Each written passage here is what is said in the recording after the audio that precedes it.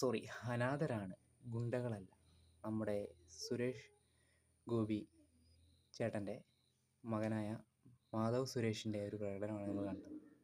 ഈ സംഭവത്തെക്കുറിച്ച് ഓർക്കുമ്പോൾ ഒരു തെറ്റ് ചെയ്ത് കഴിഞ്ഞാൽ ഏത് കോൺഗ്രസ് നേതാവല്ല ഏത് നേതാവായാലും നമ്മൾ കാര്യം പറഞ്ഞ് തീർച്ചയായിട്ടും പ്രതികരിക്കണം. അത് എത്ര വലിയ കൊമ്പത്തിയുള്ള ആളായി.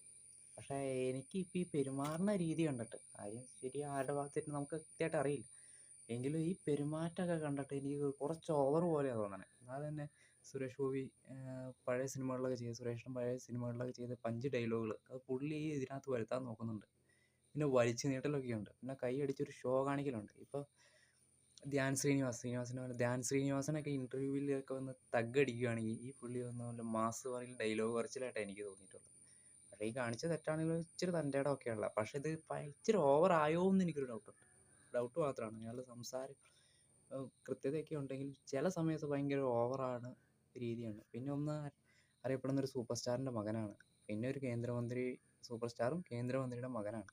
അതിൻ്റേതായിട്ടൊരു തൻ്റെ ഇടവും ഒരു താരാധിപത്യ പുത്രൻ എന്നുള്ളൊരു അഹങ്കാരം ലേശം എവിടെയോ ഇല്ലതായിട്ട് എനിക്ക് ചെറുതായിട്ട് തോന്നുന്നുണ്ട്. പക്ഷെ എന്ത് കഴിഞ്ഞാലും തെറ്റായിരുന്നാലും ചോദിക്കണം, അത് തീർച്ചയായും ചോദിക്കണം. പക്ഷേ ചിലതൊക്കെ കാണുമ്പോൾ പുള്ളിക്ക് എന്തോ ഒരു എടുത്തുചാട്ടം പോലെ, ഒരു അഹങ്കാരത്തിൻ്റെ ഒരു നേരത്തെ ഒരു രീതിയും പോലെയൊക്കെയാണ് എനിക്ക് തോന്നുന്നത്. എന്തായിരുന്നാലും തീർച്ചയായിട്ടും പ്രതികരിക്കേണ്ട സമയത്താണ് നമ്മൾ പ്രതികരിക്കണം, അത് വേറൊരു കാര്യം.